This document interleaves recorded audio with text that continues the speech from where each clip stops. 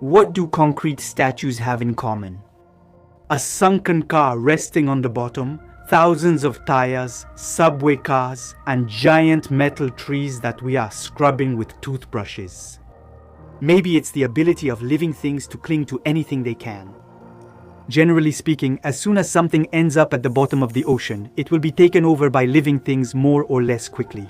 That's why ships sunk and abandoned by humans almost inevitably become huge metropolises for fish. This ability to completely recolonize environments left to themselves, to cling to what has fallen to the bottom to form reefs, has very likely been known since the dawn of time. Even before we could go down to observe it with our own eyes, the location of many shallow wrecks was known to fishermen who, for generations, came to cast their nets there to take advantage of the fish-rich waters nearby.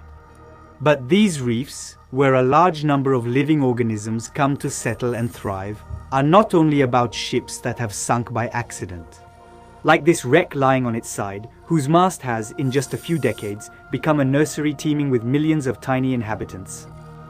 Because in reality, at the bottom of the sea, life is able to settle and proliferate on extremely diverse objects. And eventually, even showers, sinks, or toilets, whether they end up on the seabed after being expelled from a sunken ship or remain firmly attached inside, can slowly be colonized by small organisms. And when these things have been deliberately sunk to attract and concentrate marine life, they are called artificial reefs, which can be of any shape, size, or composition, ranging from an entire aircraft carrier to a simple block of concrete. Starting in the mid-1980s, the immersion of 50,000 cubic meters of reinforced concrete modules in the Mediterranean off the coast of France provided many fish with new habitats and indirectly increased their numbers. More recently, about 500,000 of these reef balls have been used to encourage the establishment of thousands of new coral colonies all around the world. Because these hollow, hole-filled spheres are made of a special concrete designed to promote the growth of organisms on them. And in the end, these strange structures, carefully designed to serve as homes, end up being inhabited. But while these well-thought-out projects have been successful, others before them turned out to be disastrous and went down in history as grand but misguided ideas. Because when people realized that shipwrecks often became places teeming with fish over time, they naturally tried to create artificial ones, sometimes going about it in completely the wrong way. The top prize undoubtedly goes to the US federal government, which decided in 1972 to do something that will seem completely ridiculous to you, even though it started with good intentions. Namely, to sink 2 million used tires less than 1.5 kilometers from the shore. The idea was to create an artificial reef, which was supposed to, in an ideal world, attract lots of marine life, colorful fish, and then divers to this beautiful region of Florida. And it was a huge blunder, a terrible failure. First of all, the marine organisms turned out not to be at all fond of the smooth surfaces, and maybe also not too keen on the rubber they were offered. Almost nothing stuck to it. And 20 years after the start of the project, there were very few tires that were inhabited. And then, the forces of nature got involved, and storms and hurricanes turned the project into a real nightmare in just a few years. Because a good part of the nylon and steel wires that originally connected the tires together ended up breaking. And these tires, tossed around by the force of the currents, started ending up all over the place, damaging and scraping healthy coral reefs, as well as washing up on the shore. In short, 35 years after the project began, there were indeed divers in the water, but they were military personnel who came to start cleaning up the mess. And dumps of the same kind, sorry, I meant artificial reefs, but I got it wrong, they sound almost the same, were sunk in Indonesia, Malaysia, Australia, and even in France, with pretty much the same result each time. So, yeah, don't do that. Actually, after World War II, in the United States, they literally started sinking just about anything and everything. From small tugboats just a few dozen meters long to larger military ships, all the way up to aircraft carriers nearly 300 meters long. It must be said that the US Navy was particularly enthusiastic about being able to get rid of old rusty hulls at a low cost, which were often too complicated to dismantle. And all this while using the excuse of creating underwater oases of life. And for a long time, they didn't even bother to clean up the ships before sinking them. And so these ships often still had inside them a lot of dangerous electronic and chemical compounds, batteries, transformers, capacitors, as well as paints and heavy metals, just to name a few. Fortunately, practices have changed a bit. When in 2006, the USS Oriskany, a 270-meter-long aircraft carrier, was sunk 63 meters deep in the Gulf of Mexico, it had been cleaned up beforehand. In total, nearly $20 million were invested to prepare it before it was scuttled. The amount may seem huge to you, but sinking a ship like this, even after it has been completely cleaned, often allows for savings when compared to the total cost of dismantling it. And then, you might end up with an aircraft carrier underwater that has become the largest artificial reef in the world. As for the second largest of these artificial reefs, the USNS Vandenberg, which, after serving as a ship specialized in the detection and tracking of spacecraft, was deliberately scuttled at the end of its career. In 43 meters of water, its large antennas now listen only to the sea. Currently, the US government alone sinks dozens of ships, hundreds of cars, and even subway trains to the bottom of the sea every year.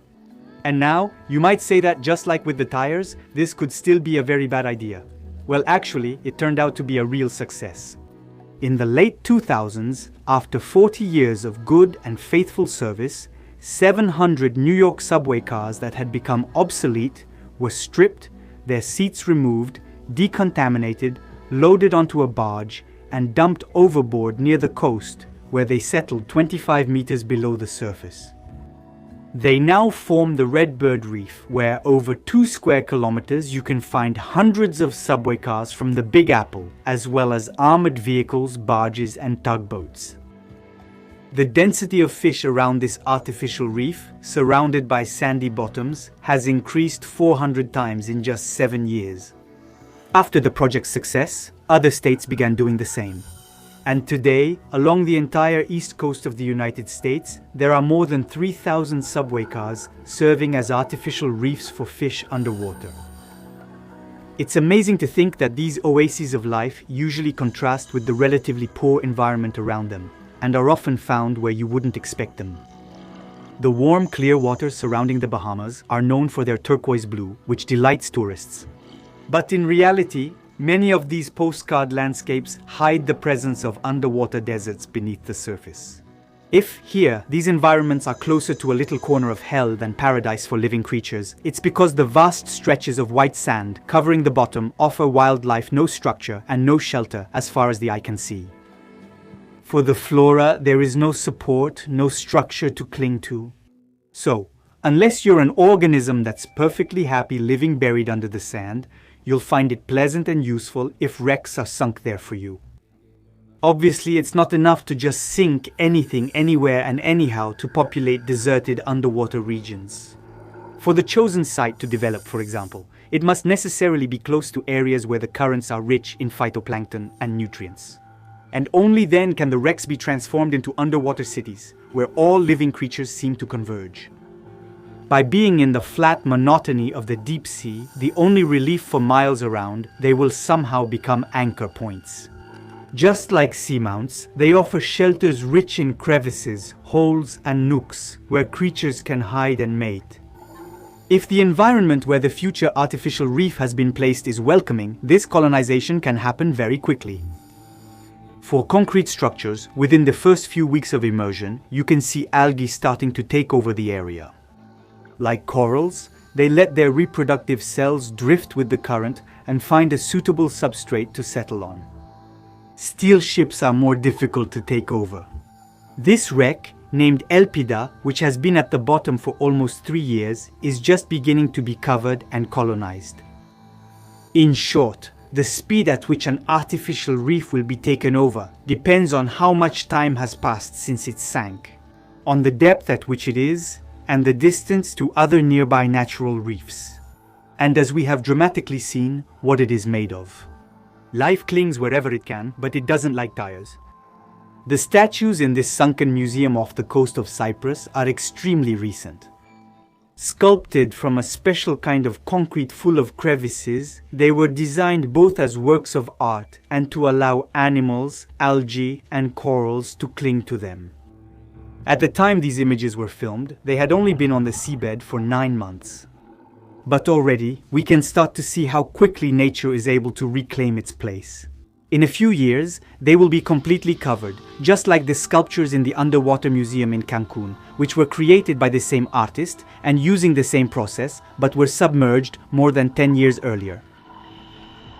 In any case, and no matter how long it takes, the first arrivals, the first inhabitants, will in turn attract a whole range of wildlife that feeds on them. During the first years, you start to see sponges settling, and then gradually a whole, increasingly complex food chain is established. Small fish and crustaceans will increase in concentration, and their numbers will attract larger animals that come to gather around them, and so on, until finally, sometimes after nearly a decade, the largest predators in the area arrive, the organisms sitting at the top of this fully formed food chain, our artificial reef. And this applies to sites accessible to divers, where sunlight reaches, as well as to deeper ones. So, the USS Baltimore, which was scuttled more than 70 years ago and now lies at a depth of 600 meters, is a biodiversity hotspot compared to the food desert that surrounds it. On this ship, the rough surface allows marine organisms drifting in the current to attach themselves. In stark contrast to the apparent monotony of the surrounding seabed, there is a rich and varied fauna here. A number of starfish, glass sponges, deep-sea corals, anemones, and crinoids are attached to the hull. In the giant's torn-open interior, life has found refuge. Sea urchins, bivalves, shrimp, and many other animals whose names you and I do not know. Here, it's a wreck in deep water or near the surface. There, a mooring buoy, a mooring chain, or this strange underwater forest of giant metallic trees where all the divers walk around at a depth of 6 meters armed with a toothbrush and whose primary purpose is absolutely not to form an artificial underwater reef. In this coral nursery, located in Moorea, French Polynesia, the CREOB teams are trying to identify the species most resistant to the bleaching phenomenon. A phenomenon that occurs when the water temperature becomes too high and the corals expel the algae with which they are in symbiosis. On the branches of these large artificial structures, the researchers have attached different species of corals, whose adaptation to temperatures they are studying. And if we're here scrubbing these metal branches with our toothbrushes, it's precisely to prevent these trees from being completely colonized by all the species nearby, from becoming in a way natural reefs. Because gradually, these large structures are being invaded from all sides, both by algae, which in just a few weeks have covered almost all of them, and which we came to scrub, scrape and clean so they wouldn't distort the experiment, but also by larger organisms which have made their home on the coral platforms. By hundreds of thousands of small fish which have already moved into these samples. These clusters of coral hanging from the branches have become homes. And even though the nearest coral reef to this nursery is several hundred meters away, and all around there is nothing but white sand, they have taken over these metal trees and made them their home. Living things always cling wherever they can, but they hate tires. The surroundings of the island of Cyprus are rich with hundreds of shipwrecks, but only those at shallow depths can be visited by a large number of divers. Such as the immense Zenobia, which attracts an average of 45,000 people per year, and whose surrounding area has become so rich in fish that the government regularly has to crack down on illegal fishing practices around the wreck.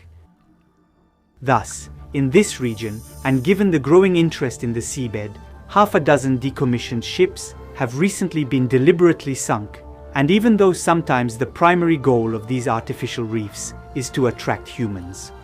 By learning from the past, when they are well designed, it is possible to kill 2 birds with 1 stone and use them to help repopulate the seabed. And if, despite everything, you are still worried about the long-term fate of these giant, decontaminated metal hulls, you can be reassured. There is no chance of the seas overflowing just because all these ships are left there. Because the oceans can absorb them safely without issue. They swallow up all that steel we let sink there. The hulls of these ships, like subway cars, are slowly eaten away by fungi and bacteria, and all of them will have completely disappeared within a few decades. Which is obviously not a reason to keep dumping everything there, especially since plastics can last for millions of years. Today, when underwater exploration missions, such as those of the oceanographic vessel Nautilus, are carried out, they very often come across barrels and containers at the bottom of the sea. A large number of objects thrown overboard, spat out by our rivers, our streams, and our way of life. Here, at a depth of more than 1,000 meters, household appliances have settled, most likely thrown overboard. On a global scale, it is estimated that nearly 200 kilos of waste ends up in the oceans every second. And the vast majority of this waste is made up of pieces of plastic, which will never serve as shelter like the inside of a shipwreck might, but instead will end up inside birds or sea turtles, who ingest them and mistake them for zooplankton. Recently, an international team set out to study the distribution of this waste on underwater mountains located between Corsica and Italy. And they counted an average of 38,000 objects there, mostly plastic, originating from human activity, on every square kilometer of these environments, even though they are located between 350 and 2,200 meters deep. We've already built enough artificial reefs through plain old stupidity. Living organisms cling wherever they can, but they don't like tires. And maybe one day everything that settles on the bottom will become nothing more than a boon for the fish, like this bottle that fell into the sea, which serves as a convenient hiding place for this little brotula that lives in it. In this vast, monotonous and featureless plain, it's a safe haven for him, a protective bunker where he can take shelter from predators. And if you find this little fish still quite visible through the glass, remember that here, at a depth of 500 meters, the only light comes from the submarine spotlights. And once that's gone, everything will be eternally dark again.